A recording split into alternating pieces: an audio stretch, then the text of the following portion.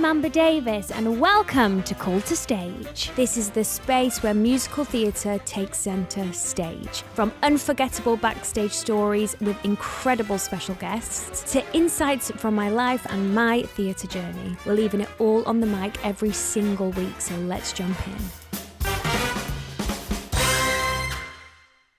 Hi guys, welcome back to Call to Stage with me, Amber Davies, Broadway edition. Now, I have a gorgeous girl sitting next to me. We have many things in common. One of them is our names. It's Amber Ardolino. Hey! How are you? I'm so good. Can we please just talk about, firstly, your hair? Yeah. I'm obsessed.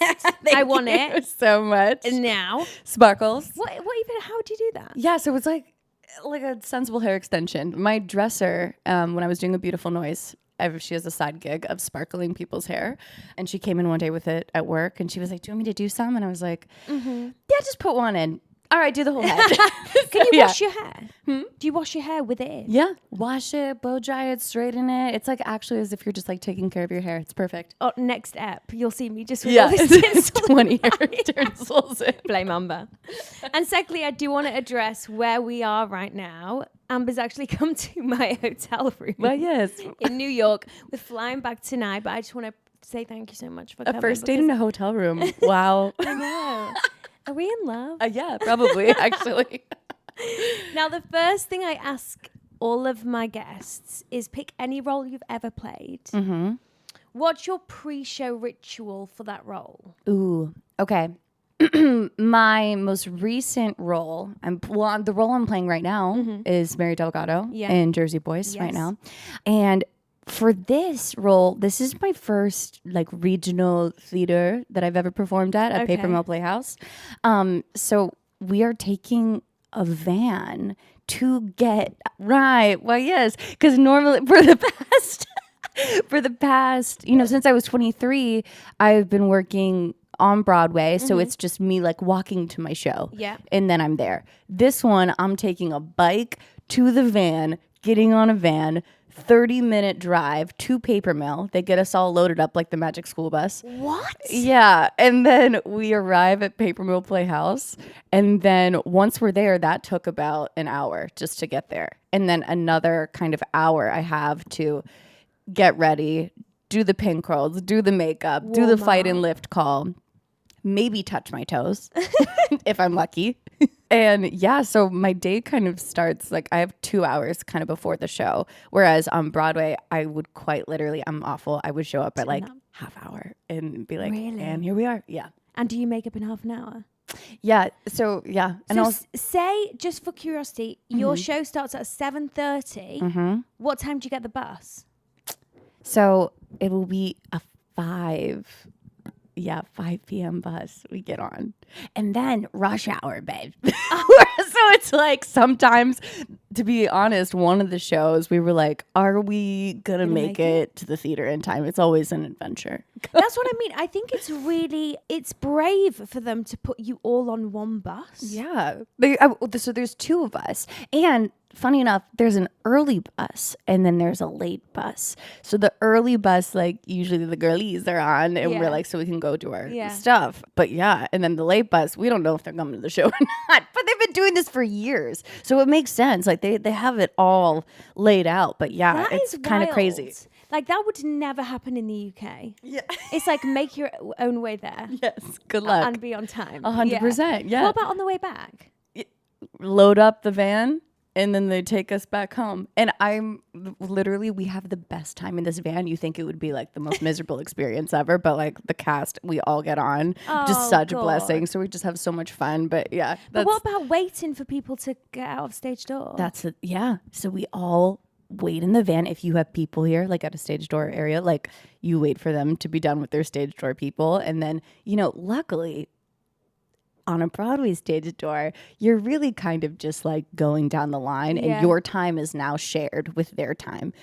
With this, you can be like, bye, I got to go catch the van. See you later. You know what I mean? Excuse. Like, thank you so much for coming, but must get on the bus. Must get on the van. Sorry, I'm going way off track here, but I'm just curious. Has anyone got babies?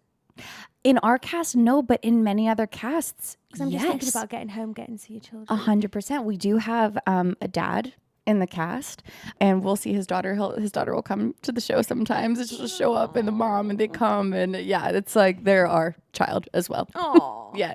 Another thing I would like to, because we're talking about it now, because I've been wanting to talk about this with a guest this whole time.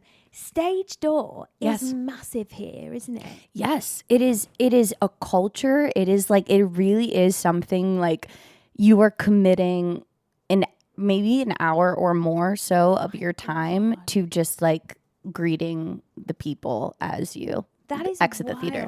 Yeah. Like, we do have stage door in the UK, and you know, lots of people turn up, and it's amazing and it's lovely, but it just feels so different. Like the railing. Yeah. And people. Oh, you guys don't have that? We don't have railing or anything like that. You just come out stage door and they're there. Oh my gosh. I think we've just had so many wild experiences Really? here that but it's not like that. You've never had any weird stage door experiences over there? Not really. Okay, yeah. I've had Everyone's been some really questionable friendly. ones. Have you? Yeah. Yeah. We won't go into it. We can't. I've had some strange stage doors. So yeah, but it is such a big deal after the show. Yeah. You go and, you know. Dedicate your time. Yeah. If you don't do it, do you feel bad? Of course. I mean, especially when people write to you, like if they say right on my TikTok, like, hey, I showed up, I drove all this way to see you, you weren't there, and I'm like, I had to go let my dogs out. Like, I have 2 dogs at home, so it is like that part is sad when it's like I really want to be able to go say hi and you can't. But yeah, it is a lot of, it takes time. We went to see Sunset the other day. It was Mandy's. What'd you think? I loved it. Yeah. I saw Nicole in London, and then I saw Mandy open her debut here. Mandy was my Angelica in Hamilton. Oh my god! I love Mandy she Gonzalez. Was Superb. Like superb. I can't believe it. Multiple standing ovations like during the show. It was like a special moment. I feel like lots of friends, lots of her family were there. Yes. Anyway, as we turn up to the theatre, there's just like a group of like 5 people standing there, and Ben turns to me and says, "That's Lin-Manuel Miranda." And I was like, oh my gosh, I originated the role of Campbell in Bring It On in London, which he wrote. No way. Wait, yes, I knew you did Bring It On, but I didn't. Yes, I didn't even put this together. Yeah. Yes. So he would have actually needed to say yes, you know, ticked me off for the role of Campbell. So I go up to him and I say, please. I should have opened with, hi, just to let you know, I played Campbell. But instead I just went, is it okay if we have a picture? And he said, no. No! Not my dad! Not my dad! No! And I was literally like, obviously he doesn't owe me anything, and I know time is precious, but like no one was like asking him for like pictures or anything. Yeah. It was literally just me that had gone over, and he said, I'm sick. Not my dad. That's so crazy. What? I wonder what was, there has to be some reason, don't you think? And I was just like, I feel so sad about that. I'm so sick. It's fine, but you know what, Lynn? If you're listening, not that you probably are. I'm calling him. Where's my phone? That's crazy. We will get our selfie one day, hopefully. It's so funny about this. I talk about this with my agent all the time. So obviously I did Hamilton, and I was in the original Chicago cast of it. So Lynn was in our rehearsals a lot and like immersed in like our group, and like we got to see him here and there, but it's always like a shock when you're like, well, Lin-Manuel just showed up. It is so funny. And then at the opening night, my agent was like, do you think we can get a photo with him? And I was like, I talked to him here and there, but like, yeah, sure, I guess. And we like go up to him and we have this photo. I have to show it to you, but it's like us asking for a photo with him. And he's like a rider, like a dive and like, bye. And then yeets out. And we were like, okay. And it's like Lynn looking terrified in this photo of me and my agent, like, it's so devastating. But maybe he doesn't like pictures. Yes, maybe he doesn't like photos. Yeah. We've cracked the code. We've cracked it. I don't need to call him. No, it's fine. It's that. It's fine. Because I have the same. It's fine. We It's love fine, you, Lynn. Take photos. Oh my god! And Hamilton's my favorite musical in the world. You're lying. And no, babe. Like, actually went to Hamilton's grave when I'm here because I'm literally obsessed. And obviously, I'll never be in the show. But I'm obsessed. My God. But it has like kind of gone down in my estimations now. So. I'm sick. Jersey Boys is now my number one. Yeah, Jersey Boys. That's so funny. Anyway, let's go back. Let's talk about you. That's the way. That's so funny. You grew up in Pennsylvania. Yeah. Middle of nowhere. Middle of nowhere. Cows, goats, chickens, like farm. A little bit like Wales then, where I grew up. Oh, yeah. Is it like worlds away from New York? Yeah. And well, no, I mean, it's like, well, funny enough, because I like only get certain chances to go back when working on Broadway, I get like one day off for Christmas. Every year. So my dad will drive it's about 6 hour drive. He'll drive 6 hours, pick me up from my night show. We'll drive all through the night, 6 hours, get home, and then celebrate Christmas for one day and then leave the next day. But it's about 6. So my dad does the drive all the time. Oh my gosh, so your sweet. dad. I know, he's the best. What a sweetheart. Yeah, but it's closer to New York. Do you have like Sunday schools or like Saturday schools of musical theatre? How did you get into it? Well, I grew up dancing. I was dancing when I was like 3 years old. Okay. My mom had me in a tutu. She was like, "You're going to ballet," and I was like, really wanted to be a tomboy, and I was in softball, and I was like, learning how to like spit in hot loogies, and she was like, "You're getting in a tutu, girly." And you know, with tinsel in your hair. Yeah, now look at me.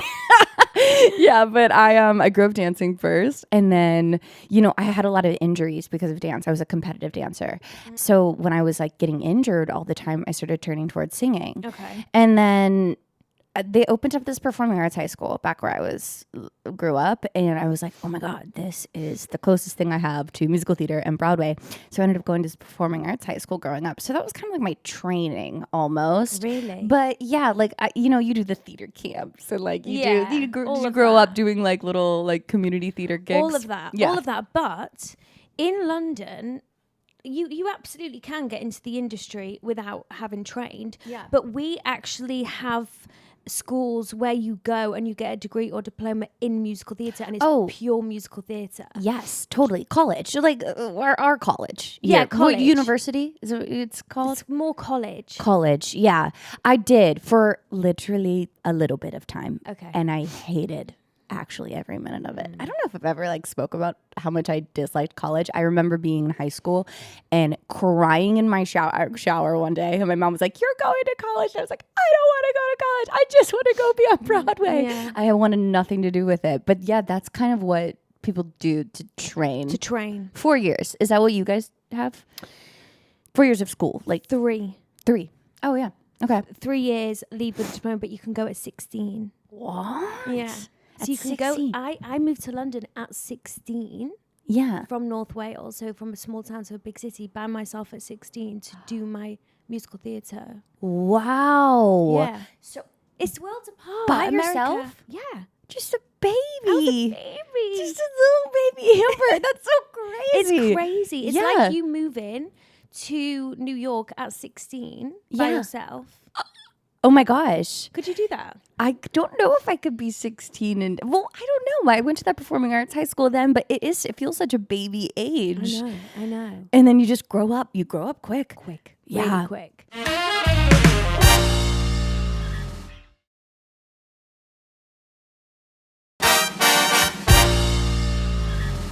When did it like click to you that I definitely want to do this as a career? From a young age, I just always wanted to do it. Yeah. But I think the first realization moment of like, I have to do this the rest of my life. I saw a chorus line for the first time.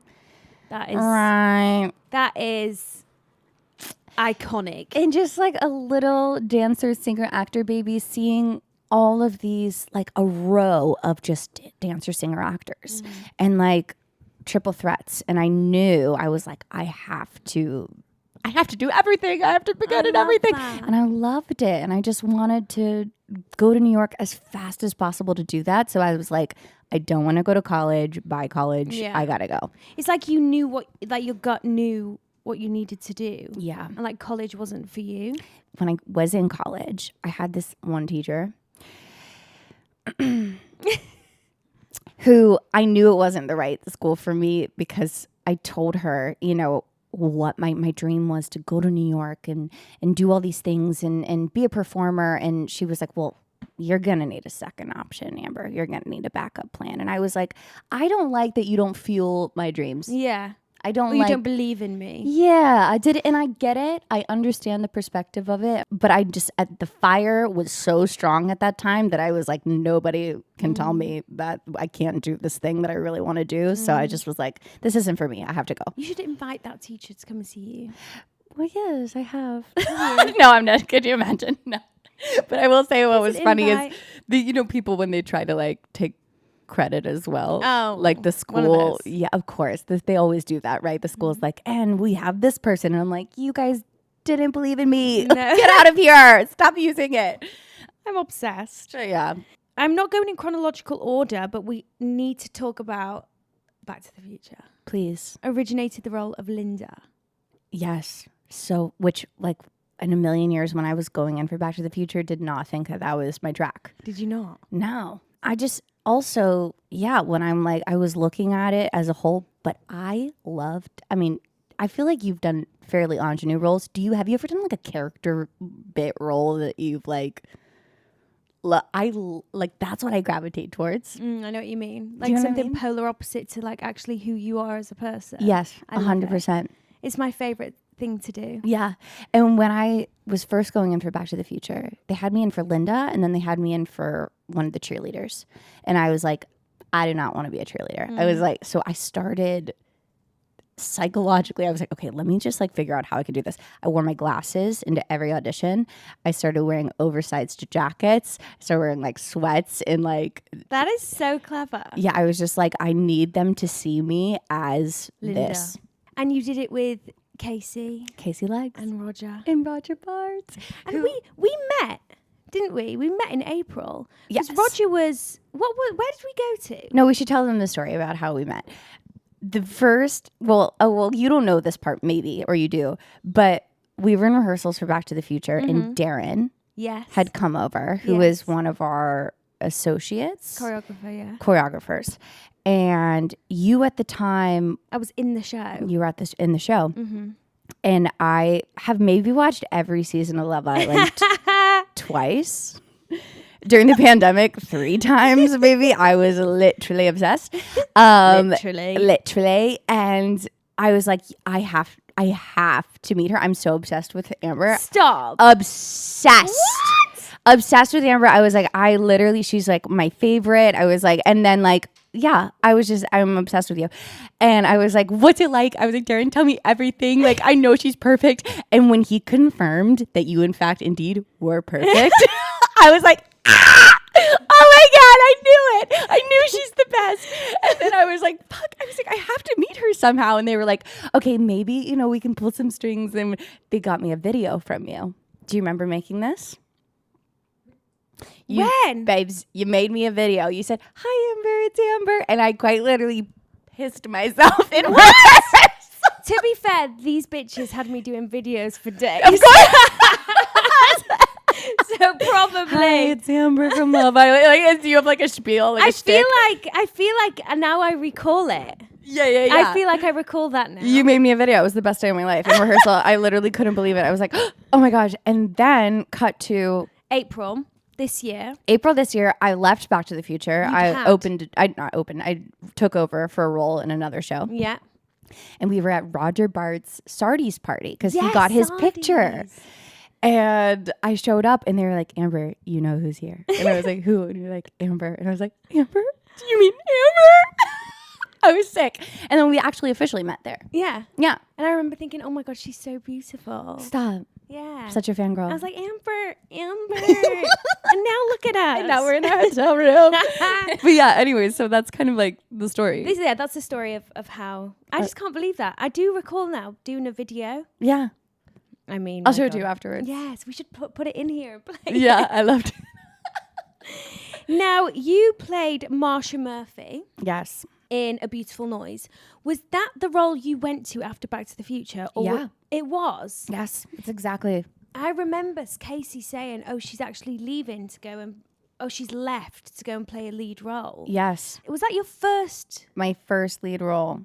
as an Was it ensemble amazing? baby, getting to step into something like that felt so crazy to me and amazing. And it was like the best experience. I actually was, okay, small. So this is like, you never know who's watching, right? When you're like Okay, performing on okay. stage, you never know who's in the audience.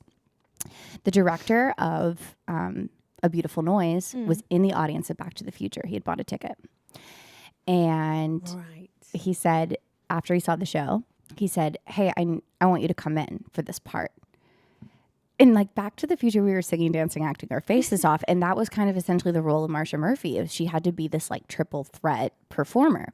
Right. So I went and did a show of Back to the Future during the interval or, you know, your break before Yeah, you do your second yeah. show. I ran downtown to go audition for Marcia Murphy. Oh my God. And then came back and did Back to the Future, the night show. But that was like my first audition for it. And I just was like, oh my gosh, this feels crazy. But yeah, he was in the audience and then asked me to come in for the role. Did you have a good gut instinct once you'd gone in? No. No. You know, no. I don't know how you feel with auditions. I always think I never book anything. I walk out and I'm like, that was the worst thing I've ever done. And then the things I feel really good about, never book. Never. I always go in with with like, I'm getting this. Yeah. If I'm going into an audition room, I'm going to get it. Your mentality, I feel like that's the mentality I need. I think Yeah. I go in a little like, all right, casual. Yeah. Like I try to like make it as less scary as possible. I think the key is to put your right. This is like a psychological thing. So I don't do it like physically. I put myself on a pedestal in my mind because you have to be your own number one fan. You have to believe in yourself. Totally. You know what I mean? Yes. So I just think no one is better for this role other than me. And then if I don't get it, I just be like, something else is They're wrong. they are so wrong. They have missed a trick with me. Damn it. Obviously, I don't. Amazing. But I go in with the thought, oh, this is mine. Oh my gosh. Just Okay. because it's like a thing of like you believe what you think. So Totally. and sometimes you got to fake it to make it. So maybe I am feeling shitty and like, oh my God, I don't know if I can reach these notes. But I'm like, nah, no one is better. No one is getting this role apart from me. Fake it till you make it has Fake it till been you make so it. much of my career, to be honest. Yeah, 100%. it's how we grow. It's how we thrive. It really is. And don't you think like you literally learn so much on the job? Yes. Leading, when you debuted as a principal, Yeah. it's not just debuting as a principal. It's like the responsibility of leading a show. I mean, gosh, this is something not a lot of people talk about, but you understand because you've led many. But you become like a mother figure almost, right? And Everyone. it's like you are taking care of your show. You are taking care of your cast. You're making sure you are not perceived, but like you're carrying yourself with a different weight Yeah. than as, you know, I felt like I was in Beautiful Noise than versus my other shows that Yeah. I've been in. So that is, yeah, it's weird. It's a And weird it's responsibility. emotionally as well. It's like I feel Yes. like in my last show, you know, a lot because we were touring, and you're like a family that just moves around the country. You know, you Yeah. take a lot of emotional strain off everybody else with Totally. their problems. And And my mum's a mental health nurse, so I was just piling it onto her. I just read that because I was Googling as I was on my way over here. Your dad's a plumber. Is that T true? Right. Dad's a plumber. Right. Oh my gosh, we've both done research on each other. Well, yes. And to be honest, in this business, what a support system for you to have. I know. Mental My health whole life. is so crucial in our business. And like to have that as your support system, oh my God, I can't know. even imagine. I know. Good for you. She's fab. She is Yeah. fab. Free therapist. Beautiful. That's amazing. I know. I'll give you her number. It's fine. I'm making my way slowly into the Davis family, please. You have 2 daughters named Amber now. Thanks. You've toured as well, haven't you? Yeah, I started off touring. How do you find that versus town? Oh, it's so hard. It is, isn't it? Exponentially harder, I feel. I mean, you're literally sleeping on a tour bus sometimes. I mean, do you do a tour bus? what do you do? Oh, you're on a fancy tour, aren't you? I toured in the trenches, girl. I was literally, I will never forget the story. I was on tour and With Hamilton? no, this was Flashdance at the Okay. time. We're all sleeping on the bus because we had a 4 a.m. bus call to then get to do a show in like another state the next day. Okay. We wake up 4 a.m. One person sleeps on the floor and one person sleeps on the seat. Oh, honey, we're in the non-act tour days. Right. You only did that fancy touring. Okay, so I'm literally laying on the floor, sleeping, okay? And I hear from the back of the bus, get up. And I'm going, oh, what's happening? The toilet from the back of the bus started overflowing. Right. We've got literal piss and shit. Everything blowing down our tour bus. And I'm like, this is hell. I'm literally a musical theater hell. This is nothing worse than this, actually. I would rather be a midwife. I want to be a midwife. 100%. Why did I do this? Oh my God. That is awful. We wouldn't do a tour bus. Fly? Yeah, we'd fly. Oh, yeah. See, that's better. Or train. If you can, yeah. If I would say flying, that's the way to tour. Yeah. We were on a bus and truck. Oh my One-nighters too. So like when I was touring, we would do literally perform in one city, sleep in the hotel that night, and the next morning we were off to a different state. So it was like, it was you'd all insane. travel together. Yeah. Like we travel independently. Oh my. Just get yourself there. Oh my gosh. So did you enjoy touring? I did, in the sense of I loved doing the show in multiple different theatres. Yes. Seeing the theaters is so beautiful. Yeah. It was the one day off, including a travel day. Yeah. So it was 6 days of working, 1 day of traveling and day off. Yes. I found that quite difficult. It's it's difficult just to sustain 8 shows a week regardless, but then to also add travel. Even just like staying in hotels and every week getting used to a new bed, a new environment. Like then your sleep's a little bit off because you're not sleeping as well. Totally. And then your voice is with the aircon is like fucked. Like which this is probably my biggest thing about stepping into a lead role. And I don't know if you've dealt with I can't even imagine like Pretty Woman, like those types of things. In an ensemble, you're in a unit, so you can kind of blend, right? When it's just you, your vocal, you have to be 100% all the time, which I was like, I could be on Broadway doing a show and be like 50% and still feel like I could give 100, but like you have to be 100 or you have to get out. It's like you're exposed. Yes. Everything relies on you. You're so exposed. I would just aim for like, if I wasn't feeling 100%, I'd aim for okay. Yeah. And then the greater would be able to like happen. Yeah. Or I just make my acting very good. Right. Yeah. I'm not a singer. I just be not a singer for that afternoon. 100%. Patti LuPone would love you though. It's like literally all about the acting. Yeah, I would do the same thing. And then you have done Funny Girl, original production of Moulin Rouge. Yes. Mental, Head Over Heels, Hamilton. You covered Peggy Schuyler and Maria Reynolds. Yeah. Did you go on? A lot. My favorite musical in the world. I love. Well, it's her almost favorite musical, Sensitive Lynn. subject. Right. I loved going on as Mariah during the kids' matinees. When we would do these eduhams where they'd invite all of the high school kids, and you'd hear that doom da doom da doom doom doom doom, and Mariah walks out on the turntable in her red dress, and all the kids would go like freak out. The minute I would kiss Hamilton, it was like no, like they were so in it on a different level. It was so exciting and so fun, and like I loved playing. I literally can't believe you've done that. It was so great. It's the best show. It is the friggin' best show. And I thought, when I saw it, I was like, of course, I understand why it is what it is. When you actually learn, when you're in rehearsals and learning why everything is the way it is, why do you set the chair here like this? Why do you turn like this? It is so insane how much they thought about in that musical, for sure. Were you ensemble then? Yes. And funny enough, everybody thinks I was in the movie, like on my TikTok, everyone thinks I was the Disney Plus movie because the girl that I play in Hamilton, Chicago, we look the same as the girl in the movie. She has like her name's Carly, and she's wonderful and so talented in the movie. But everyone's like, "Oh my God, you're in the Disney Plus movie," and I'm like, "No," but we look exactly the same. Oh my gosh! Yeah. The ensemble is one of the most hardworking ensembles I've ever witnessed. I've never beat my body up like that on a Broadway stage. insane. It's 3 hours. It's a 3-hour show.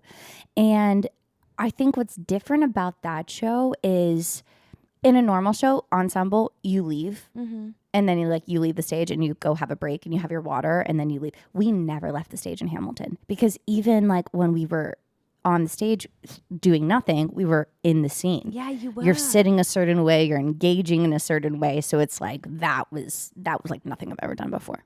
Like mentally, physically. Mentally. I've got a couple of friends in the Hamilton tour now, and I went to see them, and I was looking and I was just thinking, you guys deserve a medal. You guys literally deserve a medal. Yeah. Yeah, it is one of the hardest, most grueling shows I think, top of my resume that I have ever done. Back to the Future, though, you saw us on Broadway? Yeah. You didn't see me. Wait, no, I didn't see you. Chris Bailey upped that dancing. He made that dancing so crazy for Broadway. I was like, this is insane. We were doing triple turns and kicking our faces. And I was like, we didn't have that. Oh my God, I have never danced. Like Back to the Future was crazy as well. I would put Back to the Future close to Hamilton. Well, especially as Linda. Linda's track is quite intense. Intense. Yeah, it is. You've got a lot of quick changes. Like 16 quick changes in a show. Yeah. Which is mental. But nice though, because you get to dance fully, but also you get to be a character. Yeah. It was best of both worlds there. Yeah. I mean, Lorraine for me I was chilling.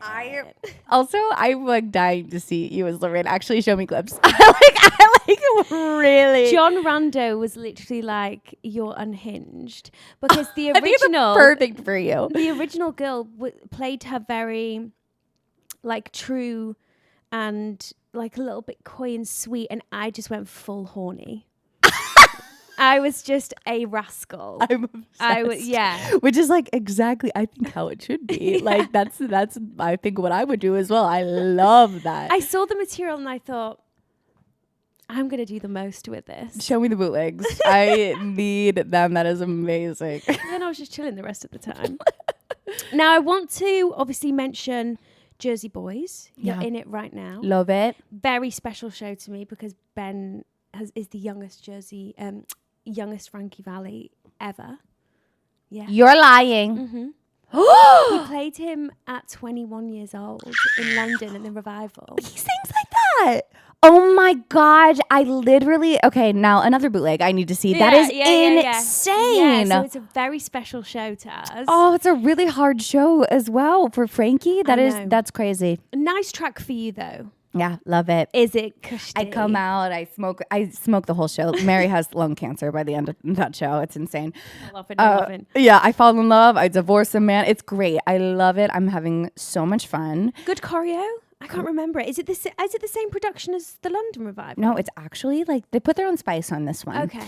They definitely, our choreographer, Kylie Ray, she made it in her version, and it's awesome choreo to dance. I love it. I'm having so much fun. Good. And the commuting. Yes, and because you're on TikTok. Yes, but I want to talk to you because we haven't got much time left, but I want to talk to you about TikTok. Oh my God, please, let's go. Trisha Paytas is coming to see Jersey Boys. You know this? Have you seen this? We love her! Trisha. Okay, so Trisha saw a video of our Jersey Boys and was like, this is really good. And then her friend was like, yeah, Trisha, they're all Broadway performers. And she was like, oh my God, I didn't know. So we made her this video of the boys singing Sherry to her. And we made it in her name, saying like, Trisha Paytas. And she was gagged. She was talking about it on her podcast. And she DM'd me and was like, I'm coming at the end of the month to come see you guys. I love it. Oh my gosh. Right. So TikTok is crazy because like things like that happen. But when did it blow up for you? Was it pandemic? Pandemic. So you just nailed the TikTok. Well, I think at the time, like there wasn't a lot of Broadway or musical theater people on TikTok. No, there wasn't. Yeah. So when I started doing it, I think me and there was another boy, JJ, in the cast of Back to the Future. Yeah. We started like really laying into the theater niche of that. And then all these people started following me that were like, we love theater, we love Broadway. And because there was quite literally no Broadway at the time and no perspective of Broadway, it just like TikTok became the outlet of me being able to do theater, but like not in a theater. Yeah. Also, Yeah. opportunities. Have you had so many opportunities? Of course. TikTok is literally, I mean, it has opened so many doors. I've met so many cool people. I've had experiences through that app that's like, it's unreal what you think, what happens because you just chose to post a video. I know. Do you find a lot of responsibility to keep up the content, or do you kind of put it on the back burner? I pick and choose. I mean, when I have shows that I have downtime and I feel like I can constantly like make content and it's fun for me, I will never burn myself out over an app. It's not. No. I'm not doing that. Yeah. And I was burnt during A Beautiful Noise for sure. I was like so focused on that. I was like, I don't have time right now. Yeah. But yeah, I'm like getting back into it with Jersey Boys and my girl Trisha, and I just love it. It's so stupid and like fun, and it has really opened a lot of doors. I love that. Yeah. And the final question. Tell me. What's your favorite moment in your career so far? Or one day in your life where you've thought, this is madness. Like, how is this my life? It can literally be, or your favorite moment in life. Oh my gosh. The day I was born. My favorite moment in life? Like, you just feel like, what is this? My life is absolutely crazy. Oh my gosh, I'm sick. I think like if it was tied into theater. Yeah. It has... Girl, that's a really great question. Do you have one? Wait, I want you to say yours before I say mine. I interviewed Dolly Parton. You're lying. I peaked in that moment, and it's all been downhill from there, Amber. And now I think you have to do the Dolly Parton musical that's coming. I've done it. I originated Judy Burnley in 9 to 5. She was my executive producer. I'm so sick. I'm so sick. We need another hour for this podcast interview. I can't believe that. Yeah, that's peak for sure. Mm-hmm. Her and Kylie came to watch our press night. I was shaking. I can't even imagine that moment for you. My family has seen me put in work into this silly little theater business that we do. And my opening night as Marcia Murphey, it was January 2nd. I had closed Back to the Future a day before. Oh my God. I had a day off. Back to the Future closed. They saw my final show in Back to the Future. I had a day off with my family. I opened Marcia Murphey in A Beautiful Noise. Those 3 days collectively, for them to see me transition into such like a big, crazy moment in my life, have my family there. I had like 20 friends there. It was like special. Yeah, it wasn't even about the thing that I was doing. It was about the people that like got to see me do this, like, and got to be with me and experience that with me. So I think that whole chunk of time was just like, I can't actually believe this is real life right now. I love that. Yeah. Yeah. You're such a superstar. I love you. Love you. Thank you so much for coming on. Honestly, Thank you. You're just the coolest chick ever. Oh my God. Thanks. And guys, thank you so much for listening. See ya. Bye.